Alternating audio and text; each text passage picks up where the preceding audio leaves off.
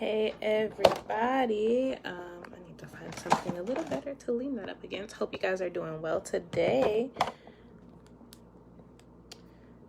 I'm just gonna get Jessica on here.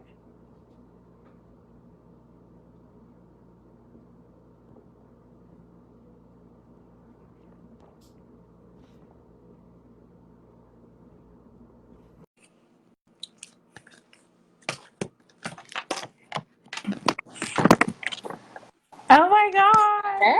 Hi, this is so How cool. are you? I'm good. Good. Okay, Yes. I'm trying to prop my phone up so that it can actually be seen. Okay, so we're propping phones. Boom. Okay. All right. So, I'm excited. I'm gonna give people just a few minutes to come oh, on. so this isn't a test anymore? Huh? Oh no, well, it's a test making sure our sound is all right.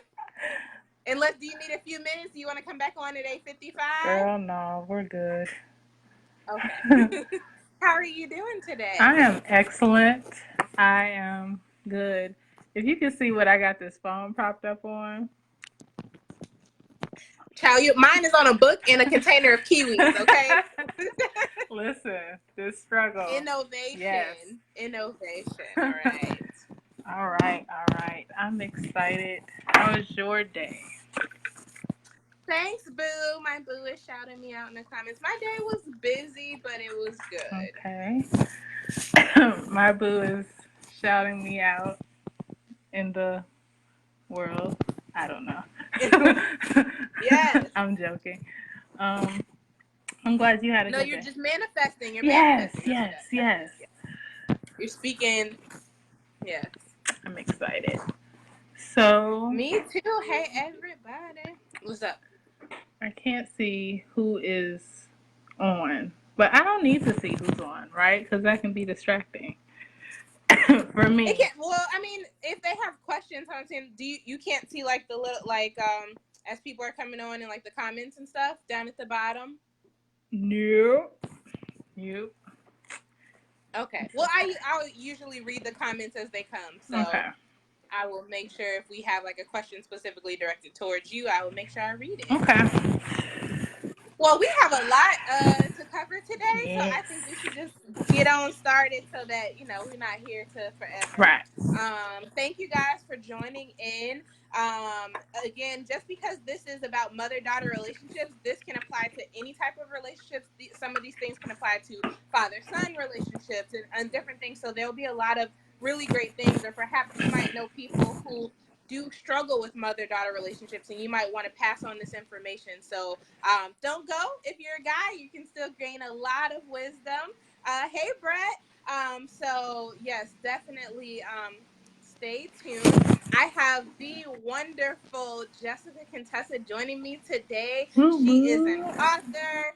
She designs websites. She writes all types of things, and she's just amazing. So yeah, tell us a little bit about you, the things that you do, and yeah, like where we can find you. I'll make sure I put all your links and stuff out. If you guys joined in last week, she is the one who wrote the book. Brent, don't get mad at me. I haven't put your book in sale yet. It's okay. She is the one who wrote It's Too Expensive, Exploring the Lie of What It Costs to Build Your Dream. So this wonderful lady is the author of this book. Brent, I promise it's coming. I got you. So, but yes, tell us about you. So I don't talk much about myself, so this is going to be a stretch. It forever will be. But my name, like she said, she gave an amazing intro, didn't she? Um, my name is Jessica Contessa, and I am writer, author, mommy. I'm a mommy, entrepreneur. I started becoming an entrepreneur in 2016. Kind of was forced into it as a mother, single mom. Childcare was an issue. So I was living in Nashville, Tennessee, didn't have childcare. I had to walk away from my job. because I couldn't afford childcare. So I didn't have a plan B. I just had to um, become an entrepreneur and do pretty much what I had to do legally. And I began to make websites for women who were bloggers and help women self publish their books and things like that. So I've been doing that ever since. It has been a learning curve and a journey, no doubt. Also, since that time, I began my own dream of writing. That too has been a journey. And has had its ups and downs, but I'm at a point where I'm starting to get my footing in it, and yeah, I'm growing. So, What type of things do you write? oh my gosh, I love stories. So I love short stories.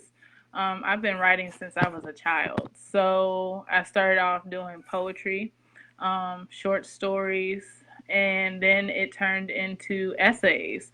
When I was in high school, I did journalism, and uh, I did journalism and creative writing a lot.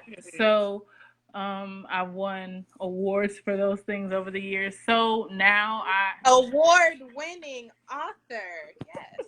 okay, you're pumping me up. No, but right now I just do blog articles and I write poetry for myself, and I've written books for other people as it pertains to um, emotional health in your spiritual journey, um, becoming a newly committed believer, I'll say. Um, I think we often struggle with holding on to the faith, especially as millennials. We want things to Yeah. be rushed along and we just lack patience. But when Yeah. you have a relationship with God, you quickly learn that patience is one of the biggest things you're going to have to develop. So Yeah. my first book was based on that. It's called Don't Stay Down.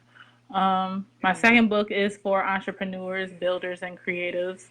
Um, and it's called It's Too Expensive, and it's pretty much about not wasting the gifts and the talents that God put inside of you. A lot of us, we overlook the things that we have to use, and we could make streams of income for us, and we're supposed to use them to bring people closer to Christ. But Absolutely. we overlook them. And we also have this value and sensitivity about our gifts and our talents, and we don't think them as valuable as they are. So that's a little bit about what It's Too Expensive is about. So, yeah. Awesome. Well, I'm excited. So this was a topic that we both kind of had near and dear to our hearts. Mm-hmm. Today's I guess live stream is going to look totally different, I think, than any of the other ones. It's Yes. going to be less of the technical teaching. I mean, I'm still going to throw in some of the things I might have learned in my therapy background, but I feel like a lot of this is just going to be our personal testimonies. It's going to be ways that we have been healing, are still getting healed, things that we felt would be good to talk about as a healing process for others. Mm-hmm. And so this is going to be less teaching and more just we're sharing our experiences, and we definitely want to hear feedback from you guys as well. So yeah, we're gonna start with some personal testimonies just about the mother-daughter relationships that we both have had. I am gonna ask Jessica if you'd like to go ahead and share, and whatever you want to share just about that, why this topic was so important to you. This is a topic that just kept circling my heart. You know, I think it's important because a lot of people my age, and I see it often, um, have mother wounds. They still have mother wounds that they're trying to heal from and recover from. And I think it very much affects their girlfriend relationships that they try to have even today. Yeah. Myself included, there's a lot that I've healed from. But there's still some things that I still need to be healed from. But um, with as far that with as far that I have gotten in my healing process, I think that I am in a place where I can now share and help others.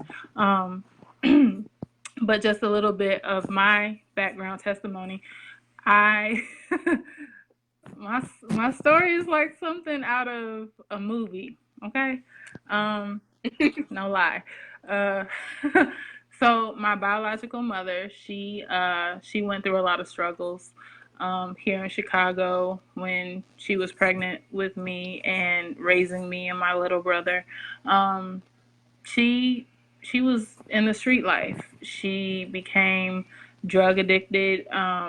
She fell out with a lot of different people, and she also burned a lot of bridges. So she tried to escape Chicago, going to Indiana, and from there she fell back into the same sin cycle. She fell back into the same traps. And it led to me and my brother ultimately being taken and put into foster care. And from there, we lived in different foster homes. And in those foster homes, we experienced every abuse imaginable, from verbal, sexual, um, mental, physical, all of them. And with those different foster homes, we had different parental relationships, and Mm-hmm. each relationship in those families were dysfunctional. Um, Most of the women were either controlled, they had codependency issues, or they were overpowering. So that created a very dysfunctional dynamic for me and my brother to grow up in. And um, after those foster homes, we came to our last foster home, which would become our permanent home over the years. And she was a single mom, wonderful, wonderful single mom lover. And she also began to deal with her own demons that she wasn't necessarily healed from her own childhood, that led her to, at some point, she also became heavily drug addicted, and that led to uh, extreme abuse. That it led to further abuse for my brother and I, where it Mm-hmm. was very, very verbal, very verbally abusive and damaging, um, both towards my brother and myself. And me as a woman, coming from another woman, Right. where it should have been a nurturing home, it wasn't. Um, so it took a great toll on me. It tore down my self esteem, and Yeah. it warped my thinking of myself and my image of myself. Um, and it was all because, and I had to learn over time, it was because she had a poor self image of herself, and Mm-hmm. someone warped her self image and her self Right. esteem, and she was only doing what was done to her. So over Right. time, once I got past all of the anger and rage and why did all of this have to happen, I had to come to a point Yeah. that in all of their storylines, we were entry points for them. We were we it's like we were added characters in their storylines. That's how I had to see Mm. it. And all of the pain that they went through was undealt with, Right. even from their childhood, and they didn't necessarily have the tools, techniques, or even probably the community. No, they didn't have the community to heal from those things. So I felt like in turn they affected my brother and I. Um, so in their storyline, my mother included, um, her brokenness in turn affected us. So Right. yeah. Uh-oh. Yeah. Well, thank you for sharing Yes. that. That's a lot, and there's so many different layers in that too. But I think you made some really good points just about saying that, like, this was things that were unresolved, right? That unresolved trauma, unresolved grief, whatever they might have had, and so then they were projecting that on you in very unhealthy ways, and they didn't know how to do that, but then it almost becomes cyclical because then it creates patterns in your life Yeah. because they didn't know how to deal with it. So, yeah. Yeah. Definitely some really good points about that. Yeah. And I'm trying to think. Yeah, those patterns definitely, like I said, it affected my own warped perspective of myself and my self esteem. And Yeah. it affected how I did relationships in life. Mm. And then becoming a mother, I made inner vows in my heart that I would never be like them. But as much as Mm-hmm. you try not to be like the brokenness that your parents um, bestowed upon you or that you had to deal with in your childhood, there's a part of you that, if not dealt with properly, you will project those things onto your own child. Um, Yes. Right. so, like I said, still had to go through healing processes. Um, Even now, I would say there's still some stuff because healing is like an onion. There are layers, um, Absolutely. multiple layers of deliverance that you will have to go through in order to be, you know, the healed and whole person that you need to be. Um, Right. but like I said, there's definitely some healing that I have gotten to go through. And I feel like it has better helped me as a daughter. Um, and it has helped me as a mother. I would Yeah. say the bad habits that I've seen in my own childhood, my daughter has not had to experience those. She has not had, Good. yeah, That's beautiful. yeah, Yeah. Yeah, and we'll kind of talk about that later, but it's I feel like all of our experiences then they kind of shape the type of mothers we want to be too. absolutely. And it's either we want to be exactly what we saw or maybe exactly the opposite. And so, it's really important to like look at those layers as well. I will share a little bit of my testimony and then we can get into some of those different layers. So for me, for those who know me, I speak about it pretty openly that I lost my mother at a very young age. I lost my mother when I was 9 years old. It was a very sudden thing, and it was a super traumatic thing. And so it my life changed in a day. And so in that, I was with my dad. He wanted to keep me and my brother. My brother was 2 at the time. I was 9. And so he wanted to keep us with him. He didn't want us to live anywhere else. So he brought in my stepmother. And they weren't married at the time, but they were dating. And so she started living with us. And so I was searching for a mother, but I also was dealing with the hurt of like, this is a woman I don't know. Like you're a stranger, and now I mean I know that, and even at 9 years old, I was very emotionally mature to be able to say I know that she needs to be here for my brother. I really even wasn't thinking about myself, which is so crazy because I'm like I very much needed a mother too at that time. Mm-hmm. But in my head, I was like, okay, my brother needs a mom, so I can see okay as long as he's happy, as long as he's good, cool. And so, but I never really took that search for myself. I never really grieved the death of my mom. I kind of just was like, I just got to be strong. And so in that lasted for a couple of years before things just got really, really crazy. We had some really bad interactions, and I wound up moving out to go live with one of my mother's sisters. And so I started living with one of my aunts and my uncle. And so, I called them mom and dad. I called all of their kids my siblings, and it was great. But no matter how much she loved me, I always felt like I was adopted. Pretty much, like I always felt like, I know that I'm important to you. I know you love me. I know that I'm your bonus baby, but I still will have the feeling like, you don't call me as much as you call your other kids. You don't check it. It's like it just was different. Mm-hmm. Like I couldn't explain it, and I know part of it probably could have been maybe I didn't extend as much of myself, but I just feel like yeah, I just always felt different Mm-hmm. about it. And so that really, was something. And so when I kind of like, was accepting that and everything. And then when I started dating my ex-husband, I got really close with his mother. So even before we had gotten married, I was really, really close with his mom. Like we were like, I consider her like a mother figure to me. Like I told her secrets. It was very much like, we would joke. I would be like, she's my Naomi, I'm her Ruth. And so we were like close. I had my daughter, so that was her first grandchild. So we had a really, really strong relationship. When we went through our divorce, I was really worried that was going to change, but thankfully it didn't. Um, until recently, like we've just both had some personal things in our life where we had to take some time apart. And that was like such a huge loss in me because I felt those feelings of abandonment come back. And I was just like, okay, I already lost one natural mother. I feel like, the mother figure that I have, like she's there, but maybe not as much. And then she lives in a different state too. So it's like, I can't see her as often as I would want to. So that's, a little bit different. And then I was like, this mother who I kind of like allowed myself to be adopted to and like take me under her wing, like now we're just not really talking.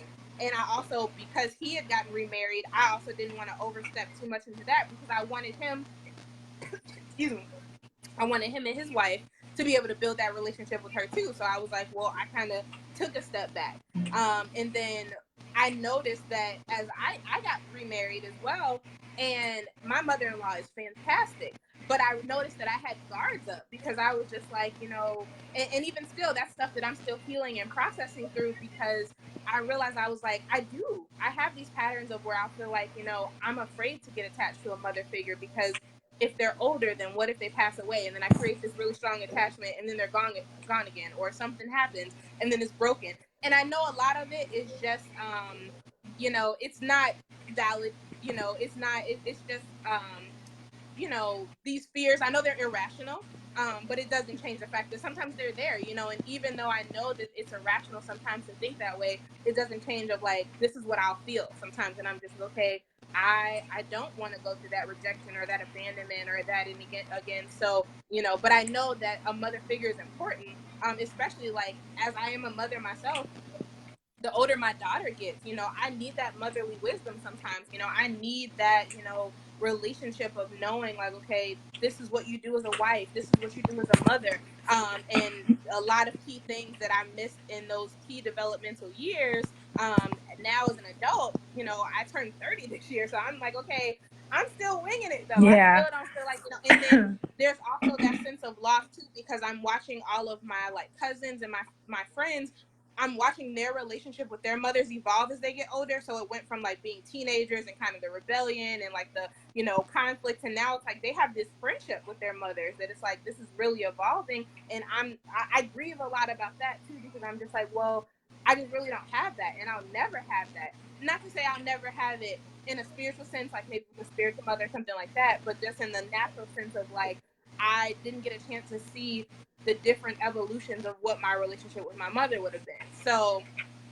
all those different layers and all those different kind of attachments that I've had, that kind of all makes up my story. And then even, how I parent my child as well. Yeah. Oh, go Oh, ahead. sorry. I was gonna say, no, I totally get where you're coming from. When you say like you missed out on the key developmental stages with your own mother, but I believe that, because God is so faithful, I feel like He will redeem even those moments that you felt like you lost or you missed out on. Um, yeah, I felt the need to say that. Sorry. Yeah, thank you. So we've talked about a lot of different things. So kind of when you think about loss, because it seems like we both have experienced a lot of loss, especially when it comes to like mothers and mother figures, and just that like this particular person that you're expecting to be there. Like, how do you deal with that? What are the things that have helped in your healing journey for just dealing with the loss? Whether it's that person is physically not here, or maybe they're just emotionally not here. I would say I don't want to say I want to say loss, but I want to say more so mother woundedness. Um, Mm-hmm. because I still, how do I word it? I still feel their absence, Mm-hmm. but I'm not pained from it anymore. Mm-hmm. You know, I'm not really hurt That's by good. it as I used to be. Um, Yeah. and I feel like that was truly God in that sense. Him being sufficient in everything that Mm-hmm. I will need. Um, Back then, though, I was angry. Back then, I was very Mm-hmm. angry. I was enraged. And listen, let me be honest. I dealt with a lot of anger and a lot of rage. That's real. Because I personally felt like it was unfair to be born in a world that you didn't ask to be brought into, Yep. only to Yeah. be neglected and feel overlooked and left behind. So those were my feelings then. Now, not so much. You know, I'm finding the joy of being here. Uh, I'm discovering the joy of being here, my purpose, my identity, every reason why I was made and created to be here in the first place. So I'm taking joy in those things and resting in Him and knowing that He is enough, learning that He is enough, despite what I may sometimes miss or feel like I don't have. Um, so as far as loss, uh, I don't really know how. I don't know if I'm answering that question correctly. I don't know. No, I think that's good. I think you talked about, I really like how you differentiated between the loss and the wound, because I think that there's people who are in both places, Mm-hmm. right? You know, I feel like for some relationships, I definitely can see how that has transitioned for, like you said, it's just more of a wound where it's like, I feel the absence, but it's not as painful, right? It's not as fresh. I've like been able to heal through and deal with the emotions. Whereas the loss, like for me, I recognized that I had not properly grieved my mother. So I still was very much in that painful spot. I still was very angry in a lot of places. I still, you know, so I can say in that relationship, I've still been like in the loss portion. But I can also see like where that, like you said, it becomes then a wound where it's just more like, okay. And then eventually I feel like after the wound, because a wound has to heal eventually. Mm-hmm. So then it just becomes like a scar. Yeah. You know, it's being able to say, okay, this is kind of this memory and this imprint. I will always be affected by this and what happened, but it doesn't, you know, cause me any pain anymore. It doesn't, you know, I can look at it and I can see now this is what I learned from it. This is what I've been through. And it's more just like, this is just a reminder of what I've been through and how I have been. Yeah. Absolutely. Absolutely. This is awesome. Don't you feel like this is awesome? It's okay. I mean, I'm just so excited because there's so many good things. We both touched a little bit about mothering as people who were in a sense motherless. So when you think about how you decided to parent your daughter, how does that work? And what I guess did you go from the mindset of like, I'm doing everything completely opposite from what I saw, or you know, what was that? First of all, I made the decision. How can I word this without going off into a dissertation or lecture? um, I made a decision to not be like my mother, but I also had to not put her down in the sense anymore of she wasn't good enough as a mother, or she wasn't this, or she wasn't that. She did the best that she could as a mother. I think oftentimes when we are, or when we become parents to our children, we make these inner vows, and then we in turn curse our parents for what they did wrong or all the mistakes that they made, or them not being there, and we want to be mad at them and hate them so much. And you know, but that's not, you don't want to parent from that position of disliking your parents or hating your parents. You want to be healthy or as healed as possible. Well, you want to be healthy and healed in your parenting. So I had to make a decision to let that bitterness go. Now, it wasn't an all at once thing. It was a gradual thing. It was a gradual forgiving process. You have to constantly keep forgiving every time you feel like, every time there is something that you want to do with your child, but you felt like you weren't taught how, or you weren't properly shown how. And you feel yourself getting mad or getting upset because you felt like no one showed you, or no one gave you the proper instruction on how. You have to begin to forgive what didn't happen. You have to forgive who wasn't there or how they did it. You have to forgive that instantly, and then you have to, well, for me, as a parent, you have to depend on Holy Spirit, because let me tell you, he is a teacher. He is a teacher when it comes Absolutely. to my child and our relationship. He's Yeah. constantly telling me what not to do and showing me lessons, even through my own child, to correct me. Oh Yeah. my God. um, but yeah, I had to make a decision that I wasn't going to do some of the things that my mothers or my parents did. Um, Hmm. but I also had to let him in to teach me how, because like you said, you just winging it. There's no Right. manual that comes with parenting, especially if you've had dysfunctional and toxic parents in the past. Um, Right. there's no manual for it, but learning to lean on the Holy Spirit and allow him to teach you and heal you in the process Yeah. makes all the difference. So that was something that I had to do um, every day, constantly teaching me, Yeah. um, because I just don't know. Right. I'll be lucky if my child is just fed by the end of the day. um, That's so good. yeah. Yeah. A few people came on. Hey guys. Hey Leslie. My mother and father-in-law and on. Hey y'all. Love y'all. Yeah. I mean, that's so real. And it's like, I think for me, in the beginning, and this was something that even God had to like kind of deliver me from, because I had such a fear. I was like gripped by fear. I was like, because my mother died when I was so young, I was afraid that the same was going to happen for me and my daughter. And I was just like counting down the days and she gets closer and closer. And then I really had to get delivered from that and just be like, you can't fear that. Like, you have to just be here for her. You have to do the best you can for her.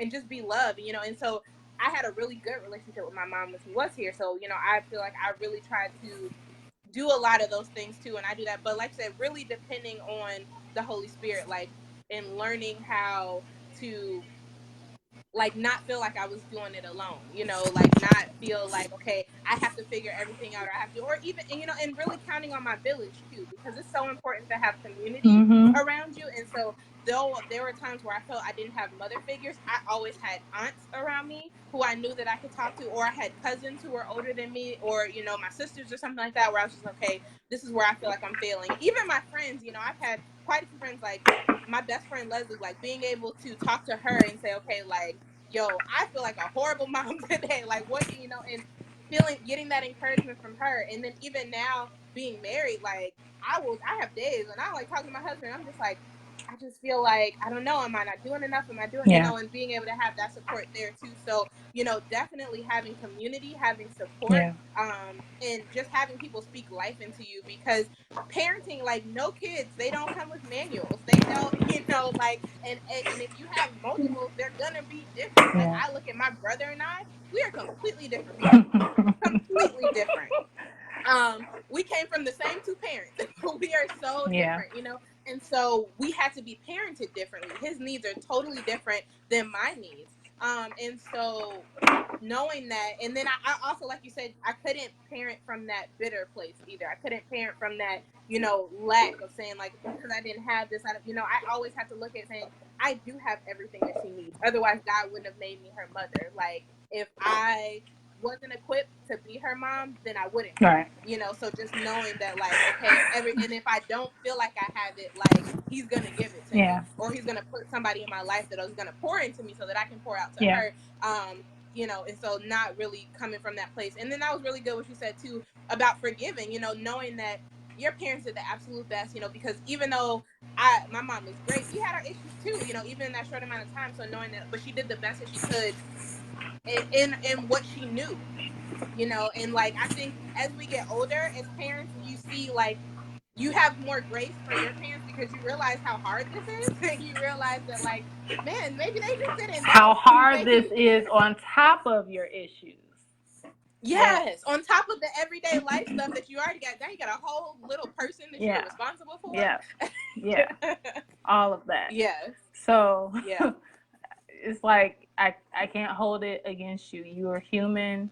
You are hurting, or Mm-hmm. and you know, different things like that. So whatever the case may be, whether you lost a parent, whether a parent wasn't there, drug addiction, abuse, no matter, I mean, human Yeah. things happen. Yeah. Yeah. Those are the, So how do you, for those, for the parents that might not have been there, or things were going on, and now you're at a point where maybe they might want to reconcile, or you're having to work through maybe some communication that was really faulty and really unhealthy and really toxic. What are some things that are helpful for starting that communication again, or rebuilding and reconciling that relationship? hold on. Okay. Um, sorry. No, for me, I think if you are someone who prays and you have faith, I feel like you want to start there. Um, Yeah. yeah, I think leaning on your faith and starting in prayer can help, Mm-hmm. because it can help soften hearts. It can help open Yeah. doors to have conversations for Yeah. reconciliation. Now, me, um, I'm not saying I didn't. I did those things. Now, personally, I had to walk through that process of forgiveness. Like every time I felt feelings start to rise, um, because I'll just be honest, there were points in time back in the day when I was still angry that I used to try to force um, or coerce a apology from them. You can't do Mm, that. You can't force no. someone to tell you that they are sorry for what they have done or how they have mishandled you, because they won't always see it that way. Right. And you just can't. You shouldn't force someone. Um, you have to take the responsibility upon yourself to release that person from Absolutely. whatever they may have done or whatever you felt like they done. Um, I had to I had to learn how to Yeah. release them and Yeah. constantly release them. Yeah. And then I feel like as you continually do that, conversations may get easier. Um, Hmm. and if they still operate in dysfunction that you don't want to necessarily be a part of, it's okay to love from a distance. It's very okay Yes. to love from a distance. Hi, how you doing? Do the check-ins. I just wanted to Hmm. call, see how you're doing, make sure you're okay. Is there anything that I can do for you? But you know, still wanting to keep the dysfunction at bay. Yeah. You don't. It's Yeah. because you're trying to grow. You're trying to heal. Right. Um, Personally, I've done that, and I still do that. Um, Yeah. Yeah. So if you are someone who is looking into reconciliation, I would say do your part, um, but don't force anything on that person. Don't force Right. them to give you what it is that you're looking for, because I feel like that's not fair, in my Yeah. personal opinion. Yeah. Yeah. And giving them time too, because it Yes. might take them time. Like they might not be spiritually, emotionally, mentally where you're at when you're ready to reconcile. That I know part. for me, Yeah. a good example I had, like I said, me and my stepmom, we went through, like we were fighting like all the time when I was a kid, up until when I moved out when I was 14. We got kicked out when I was like Mm-hmm. 14. And so in that, like I was just like, we're never gonna have a relationship. And for a while, we just didn't. But I realized that when things started to turn around and when God really started to heal and like rebuild our relationship, I had to do the work first in me. I had to say, even if she never apologizes, even if I never apologize, even if we never like figure out what the problem was, Mm-hmm. I had to be like, I forgive her. I have to be like, that I love her, that I am open to whatever it looks like. Yeah. And I really had to do that. And it was a process, because I would be like, oh, I'm good. And then something would happen. I'd be like, and I'm like, you ain't really Right. good then, because you still mumble, obviously there's something that's still tender there. And like, it was that it constantly was causing me pain. And I would say, it might have took about 10 years, like no lie, like it might have taken about 10 years to really get to the point where I was like, okay, I'm good with whatever happens with this. And then in that, she was in a softer place too. And so now we've been able to really rebuild our relationship, and we haven't. We went through just time, and I can't say we ever really talked through the past, because some people, they're not ready for that. Some people, you can't go back and revisit, well, this is what happened, and when this happened, blah, blah, blah. For us, we just have to kind of forgive and move on. Yeah. And that's what works for us. But in that, I know that there's been true forgiveness, because I know, just at least on my part, like, I don't feel any ill. Like, I'm able to just go and engage, and then just be able to disconnect when I need Yeah. to. So, but I mean, it really was allowing the time, because a lot of times we'll want the process to be rushed, and we're like, okay, I just want it to happen now. I just want them to, like you said, own up to what they did and then be done. Yeah. And it's like, that might not happen. And if it doesn't happen, how's that going to affect your heart and your heart posture towards, because if having that unforgiveness in you, all that's doing is poisoning yourself. Yes. And if you can't really offer yourself up the way you need, like it talks about in the Bible about when you have aught with your brother, before you come to the altar, like going and reconciling with them. So it might not be you physically going and talking to them. It might just be saying, okay, God, between me and you, I need to figure out whatever is going on with me, so then I can now come to you and keep moving and dealing with the things that I need. Yeah, that's good. Yeah, and a lot of people don't do that. No. But let me not put other people out there. I didn't do that at first, because you feel like you self-righteously, so like you have the right to hold that grudge. You feel like you're in the right to. You don't. You don't. Yeah. But most people don't see it that way. So, hopefully hearts change and perspectives change, and they realize just how much it hurts them to hold on to such a grudge and hold on to as much bitterness, rather than, set the captives free in their own heart. So, Exactly. Yeah. And then in encouragement to those listening who might be stuck in that place of, like, because it is, you do have that righteous indignation almost, where you're like, well, I deserve an apology. Yeah. I deserve, this, but knowing your value doesn't decrease because they don't apologize. Your value doesn't decrease because they don't want to reconcile. That is their loss in every sense of the word. Like, that's their loss. Mm-hmm. That doesn't change who you are. That doesn't change your identity. That doesn't change, how valuable you are to God, how valuable you are to others. It just means that maybe they are not mature enough to handle that, and they just don't want that right now. But I know that was something I would even project through myself, because I'm just like, well, if they don't want this, that means that there's something wrong with me, and I had to stop. Yeah. God, I didn't do it. God really had to work with me on that, about saying it has no reflection on you as a person. Right. You are just as valuable. You are just as loved.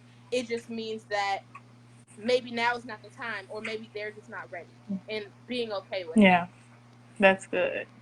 That's really good. That was hard. And in that, but that's really where another identity piece came, and that kind of goes to one of the last things I wanted to talk about was just like learning to see ourselves as God's daughter, and how we have the relationship as a daughter in that. Mm-hmm. And so that's it. Identity was a huge part of healing, I think, for me. Yeah. I would say that it took me a while. It took me a very long while to catch on, because I would hear him tell me constantly, daughter this, daughter that, always addressing me, and you are loved. And he would go on to tell me to act like you are loved, act like, begin to change your behavior, carry yourself as if you are someone who is loved. But for someone who may have been hurt by a parent, it's like you live from a fractured identity, almost like you live from this fractured way of how you see the world, and how even you see God, and see everyone else around you, and how you see your relationships. And that's how I lived. I saw everything from this broken and fractured place, and even how he called me daughter, not really believing it and not buying into it, but wanting to, and still feeling that need to want to belong, even though I did. Right. So over time, I had to I had to begin to speak to myself, and I had to dig out different scriptures to meditate on to um, I don't want to call them band-aids. They're not band-aids, but it's more like a healing salve that I had to put Yeah. on to different parts of my identity, of my mind, of my thoughts, to uh, Yeah. to cover all of the brokenness that was placed, that was being shaped, even early on in my early on childhood. Um, he he had to do a lot of work, and he's still doing a lot of work. I won't sit and act like I'm just completely healed, but I have definitely been healed for the most part. But definitely speaking to those places that were broken down, and he's just been building them back up, and Yeah. um, just repeating his word back to myself. So, and also learning how to walk in that, because you can hear a thing Yeah. all day long, but you have to Mhm. begin to believe it. Um, Right. yeah, you have to begin to believe it. Repetition. You have to get repetition in you so it can help you believe. Um, so yeah, I had to go through that process. And for anybody out there, if you want to begin to desire, or how should I say it? If you want to get in your Bible and learn what he says about you, I feel like that is Yeah. the greatest healing element. Just begin to learn what he says about you. Yeah. Because he created you in the first place. So he holds your identity in his hands. So learning who you are in him and learning everything that he has to say about you, it makes all the difference. And begin to meditate on that and speak that to yourself. I have sticky notes by my mirror in my bathroom so that my Mhm. daughter and I can see them every morning, just speaking Yeah. to, self-esteem. Do whatever is necessary that you need to do in order to build your esteem and build yourself back up. And also community, getting around people who will speak into you, who will encourage Yeah. you, who will exhort you. That makes all the difference too. Um, who will pull out the gems in you and say, hey, you're this and you're Yeah. not that. That makes all the difference too. So he will Yeah. definitely supply you with community and people that will help build you up and restore you. Yeah. Restoration, complete and total restoration. Um, yeah. Yeah. And it can be a difficult transition because I know for me, I tell people all the time, like I was very the sinner savior relationship was so easy for me. It was so easy for me to say, okay, oh man, like I need a savior. I need someone who rescues. I need, God is God. But that father daughter thing, I Mm-hmm. was just like, and even when I was like, oh, and then you could be a mother too. You could be I'm like, I don't know. Like because in my mind, I'm just like, and it was part of that immaturity too of like learning my relationship with God and being able to say, okay, like I don't know what it looks like to be a daughter. I don't know what it looks, and that came from, like you said, that fractured view of no, I don't know what it looks like to be a daughter in the natural. So I really don't know what it looks like to be a daughter in the spiritual. I Yeah. don't know like, what are the perks of being a daughter. I don't know what are the value of being a daughter, and all that wasn't something that I felt comfortable in. So I really have to get intentional about learning that. There is a fantastic book written by our pastor, Matthew Stevenson the third. Yes. He wrote this book. It's called Abba.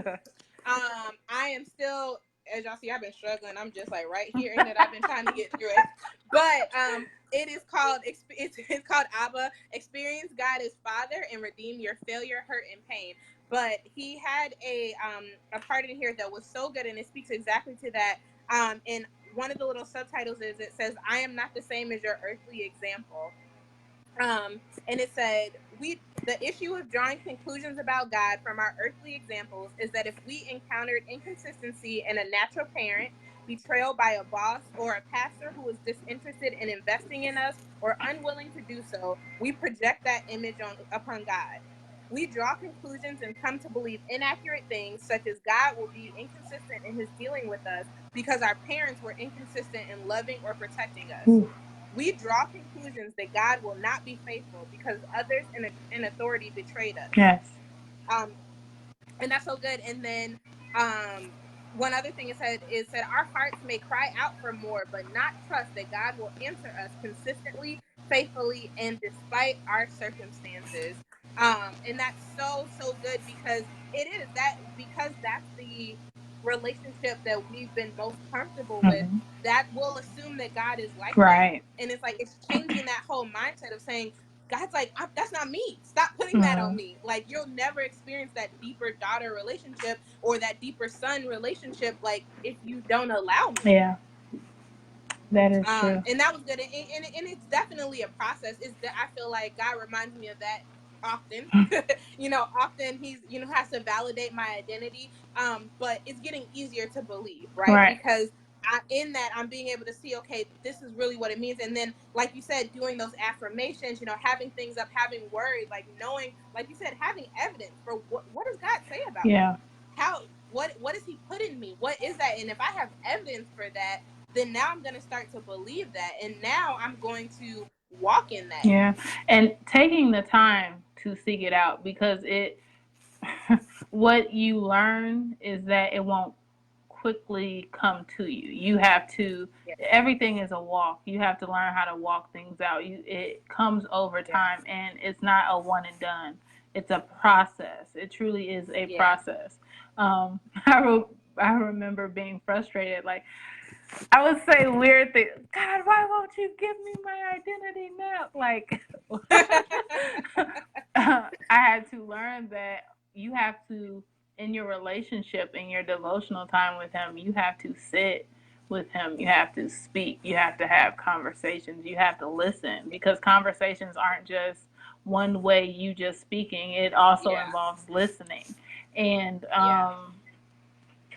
it over time, it really is. You have to dig it out. You have to seek. You have to um, listen. And you pointed out a very awesome book by our pastor. But another awesome book I would suggest for those who are listening is Spiritual Slavery to Sonship by Jack Frost. I've heard of that. I've been looking. Someone told me about that, and I was like, I'm gonna get it. But yes. Can you give it one more time? I'm also gonna link it too. From Spiritual Slavery to Sonship, by Jack Frost. And it talks about embracing the Father's heart. So pretty much everything that you just said about learning who you are in God and learning your identity, and the process that you have to go through. And it talks about the orphan heart, the orphan spirit, and that is mainly the heart that a lot of us have. If we don't recognize ourselves as sons and daughters of God, then we operate from an orphan place or even a bastard place. And I would say a lot of us operate as orphans when we don't operate as His children. But yeah, those are awesome books that I feel like people should read.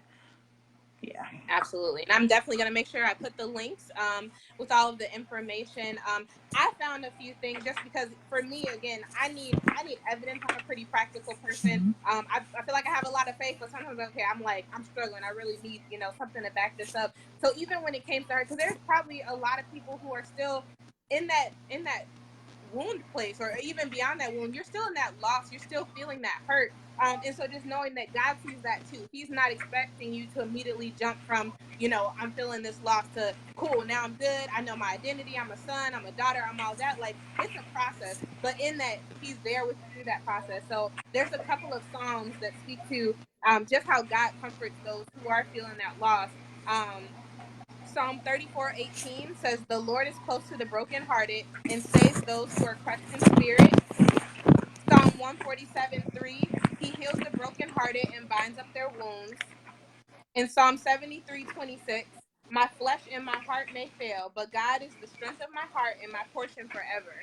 And those are some ones that I even go to for comfort, because it reminds me that I'm not alone in this. That even when I feel like, because sometimes we'll even feel that we don't want to burden others. We talk about, yes, community is good, but sometimes we're like, well, they heard me, crying last week, so they don't want to hear this Yeah. again. But knowing that, like, God is always there. He is never going to get tired of us. And so, that really, and then, again, that's that identity piece, because that's what a parent does, right? Yeah. If your kid is coming to you, it doesn't matter how many times they come to you with that issue. They know they can trust that you're going to be there Right. and you're going to be concerned. And that's how God develops his parental relationship with. That's how he proves to be father. That's how he proves to be the mother to the motherless, is saying that I'm there for you. You can bring it to me 1,000 times and I'm still going to listen to it like it's the first time, because I love you and because that's my heart for Yeah. you. That's good. That is good. Um, Sorry. Another scripture I would say is Jeremiah 1:5, where the Mm-hmm. Lord talks about, I knew you before I formed you in your mother's womb. Before you were born, I set you apart and appointed you as my spokesman to the world. Not saying you're a prophet or anything, but it's pretty much talking about that he knew you before he Yeah. placed you in your mother's womb, and he formed you, and he Yeah. knows the most deep and intimate parts of you. Right. And As, he knew who your parents would be. He knew who your mother would and be. He knew, he knew I the had a mess you really, would be. it was one of those like hard life questions. I had a client who literally walking out the door, and I'm just like, how am I supposed to deal with this? Was just like, how do I love God when he allowed me to go through all of this stuff, all of this pain, all of this, like, feeling so abandoned, feeling so rejected. And I got stuck for a second, Yeah, so I was just like, but a big part, my answer was, and I'll allow you to share for me, it was just that knowledge of knowing we live in a broken world. We yeah, live in a world where, we have free will. It's a blessing and a curse sometimes, because within that free will, God is not going to force us to do right. mm-hmm. He's not going to force others to do right, and so because we live in this fallen world, we do experience pain. But the hope that we have in Jesus Christ, especially, is knowing that he's there for us Yes, and knowing that he's with us through everything. And so that's kind of the hope that we have to have, and that's how we get through it, and knowing that comfort, and knowing that we never really lose with him. So even when we feel like I've lost something, that there's some way that he has put that in our lives, and he's not necessarily replaced it, but he's supplemented, mm-hmm. and he's constantly providing in that. But it's hard to see that when you're in the midst of all of it. Yeah, and I won't lie, I've even questioned, why would you allow me to go through all of those things? But just knowing that he uses all things, and just affirming even that question, or reassuring those who have that question, just what the enemy meant for harm, the Lord will use for Mm-hmm. good. So just, Yeah. it's like he has an answer for every question that we may have. Um, Right. and then he'll also provide that understanding, and gives so much revelation to why it is that you went through, why you went through, or what you went through. um, Yeah. I just know, for me personally, a lot of the things that I've experienced earlier on in life, even as a child, will help me to speak into the lives of children. Yeah. I know what I've experienced as a young girl, or even as a young adult woman, will help me speak into the lives of women. So he will use every element, he won't waste anything. Um, Yeah. that you've experienced, even all of the hurt and pain, and he will use it to repay you. He will use it Yeah. to redeem and restore you. So that's also something Mm-hmm. awesome, and that I love Yeah. about him, because he will make everything worth your while.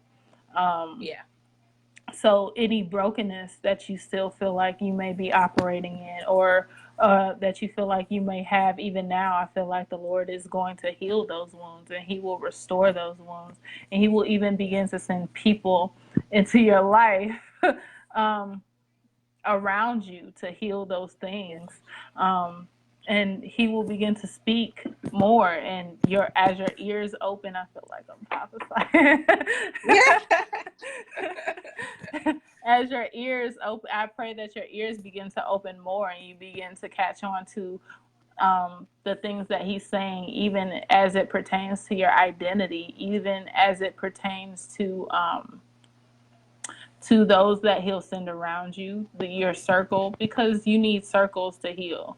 I'm learning. Yes. And then a lot of us go through isolation too, Mm-hmm. because of the woundedness and the brokenness that we've experienced.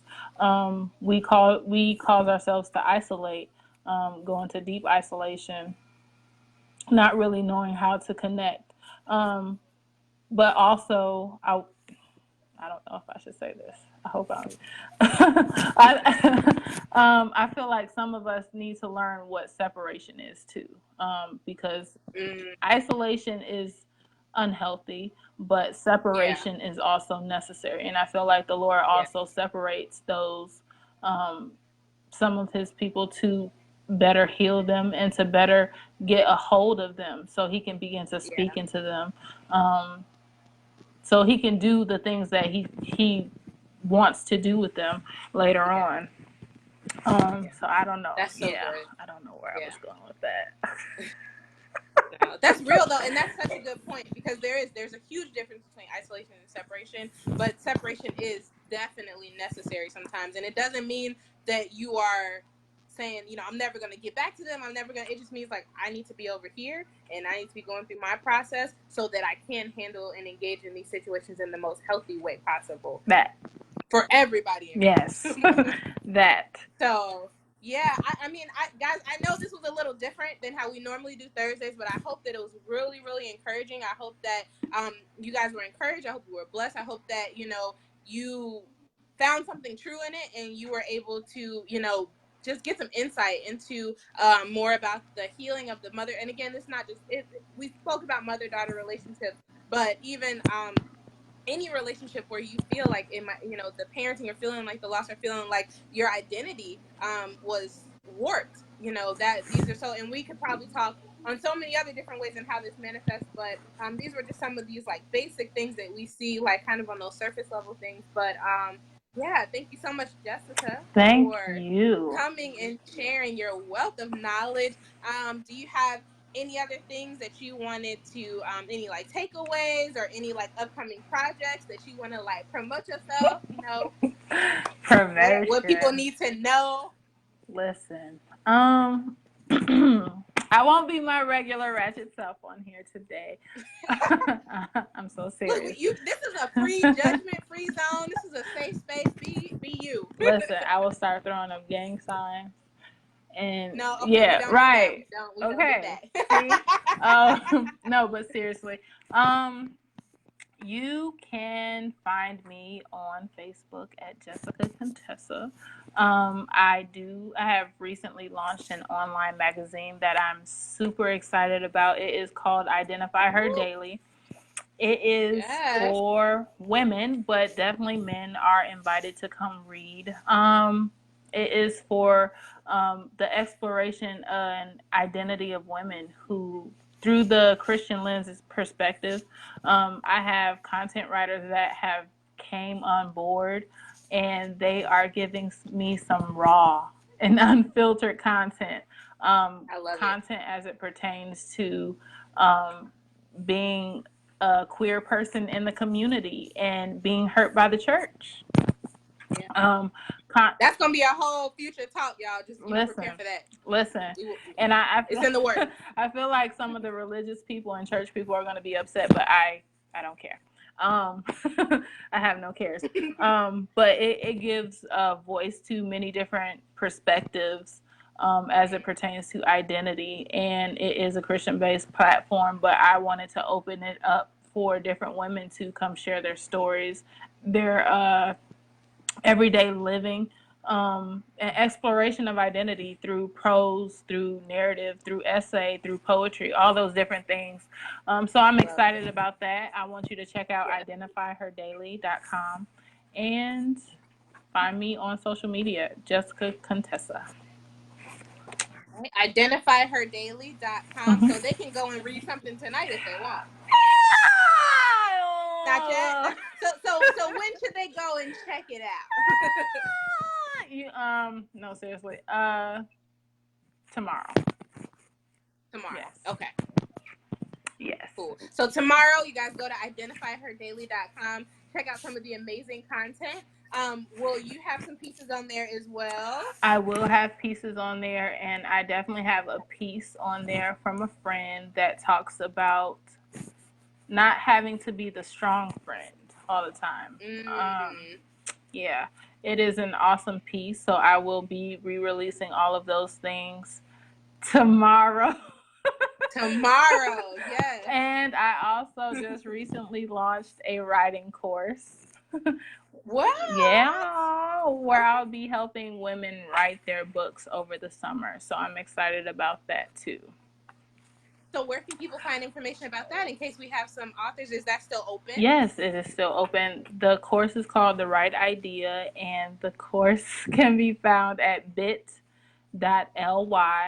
The Right Idea course. So that's bit.ly/ The Right Idea course. Is it right like WRITE? WRITE, yes. Right idea. You said so bit.ly/ The Right Idea Course. course. Mm-hmm. Is that .com or just that? Just that. Okay, I want to make sure I get all these links right so No. we can share them so people can go. Can you give a little bit of information of just like kind of like what that overview of that course is going to look like?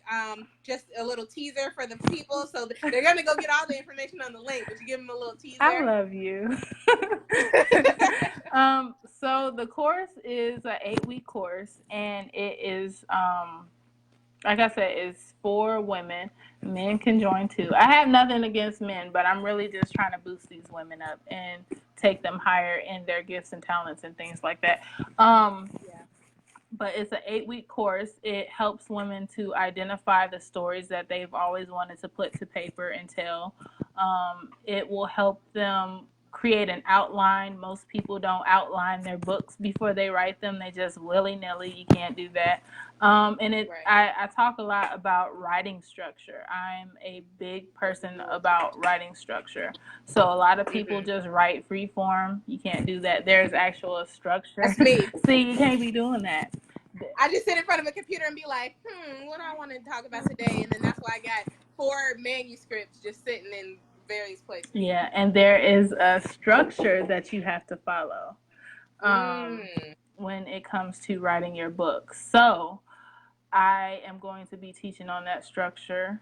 And yeah, there are other things. Whether your book is going to be nonfiction or fiction, there is someone knocking at my door right now, and I do not know why.